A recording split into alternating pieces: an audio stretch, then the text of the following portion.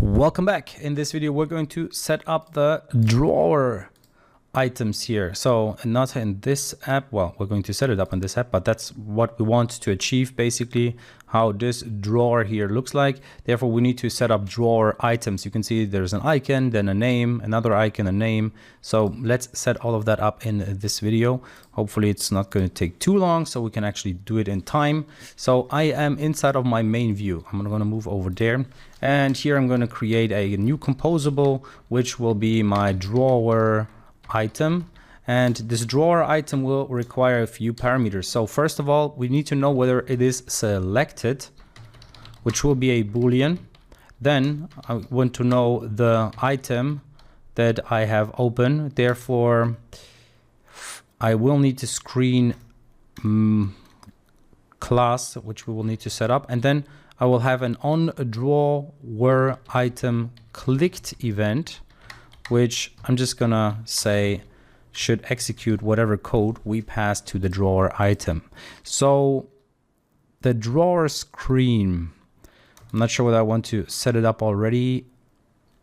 Yeah, we will need it at one point. So let's set a part of it up already. So I'm going to have a new class here,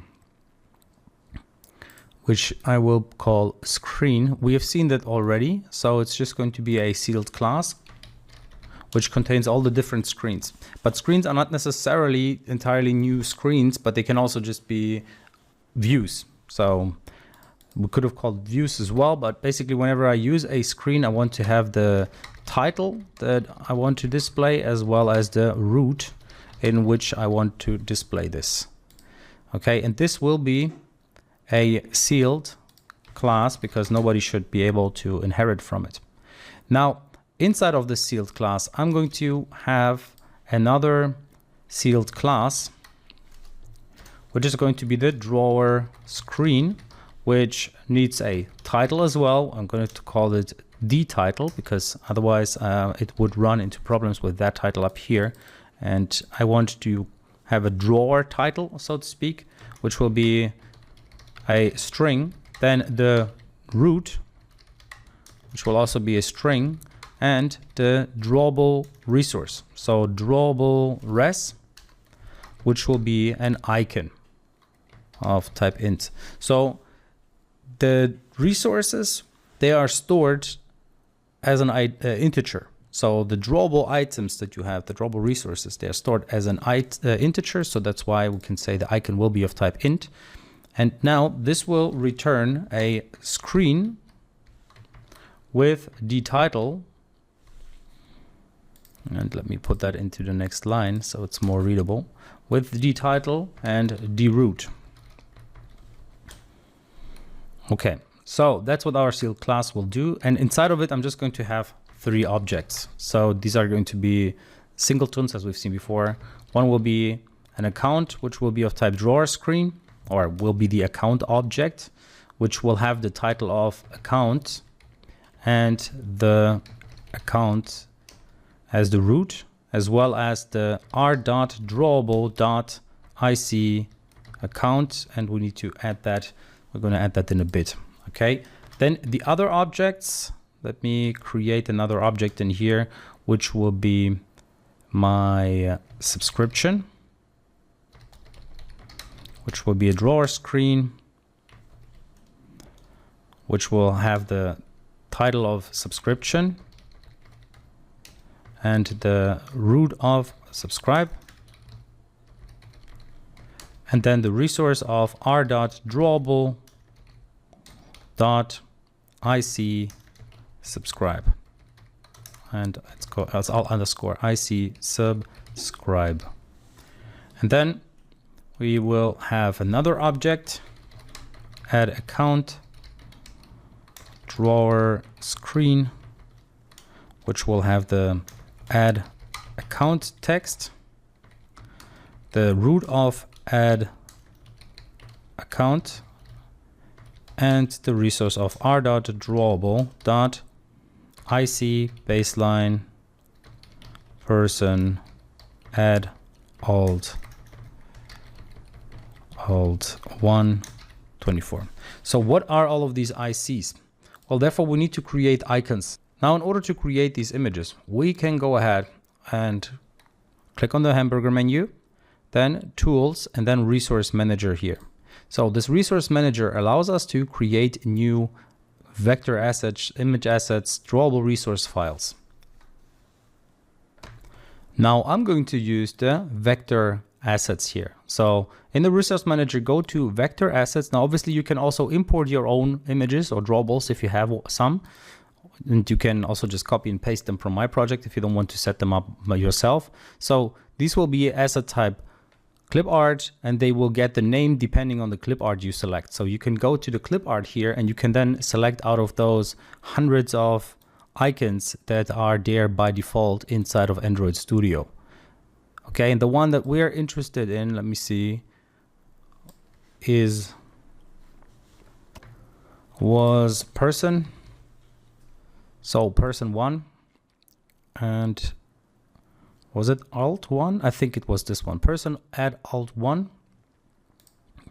That's the drawable that we wanted to have. So let's click next. It will be generated inside of this drawable, and add alt 1. Let me see, was that the name that we generated here? IC baseline add alt 1. So now let me find that IC baseline. Okay, yeah, I just called it baseline person add alt 1. It didn't add the IC for icon. So that will be our person here. Now you could go ahead and change the color of that file. You can just click into that resource and change the color here, for example, with the tint. And we will just see how it's going to look like for now. Let's just add the other icons as well. By the way, if you were wondering what it is, it's actually this little icon here. All right. So now let's create the other two, which was subscribe and account. So vector assets, and here subscribe, and one was this subscribe. Let me see.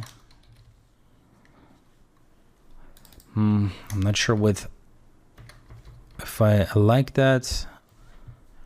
Yeah, I'm going to use this one as my subscribe icon.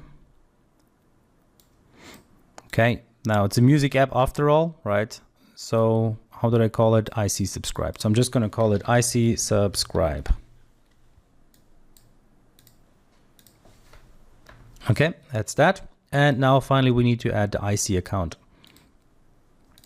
So let's search for account.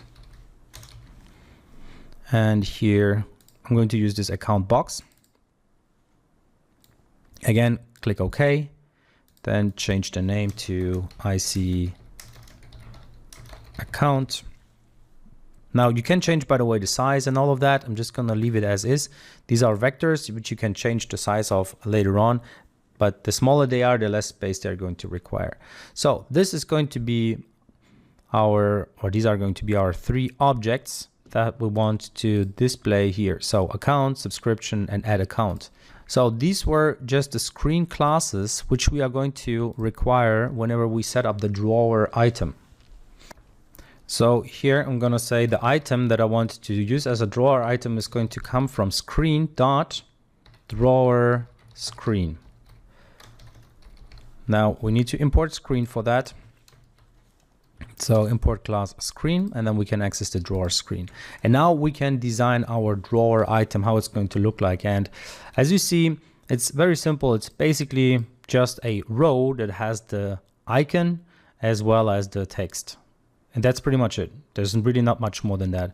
You can play around. You can try to build this yourself, as we have done rows multiple times before, and we know how rows work and all of that. I'm just going to copy the code in here and go over it, okay? Because it would be a waste of time to explain everything for the 100th time that is not new. So things that will be new, I will go over, but otherwise I will just use the copy and paste here, because otherwise this project will take forever and it's not going to add too much value to you.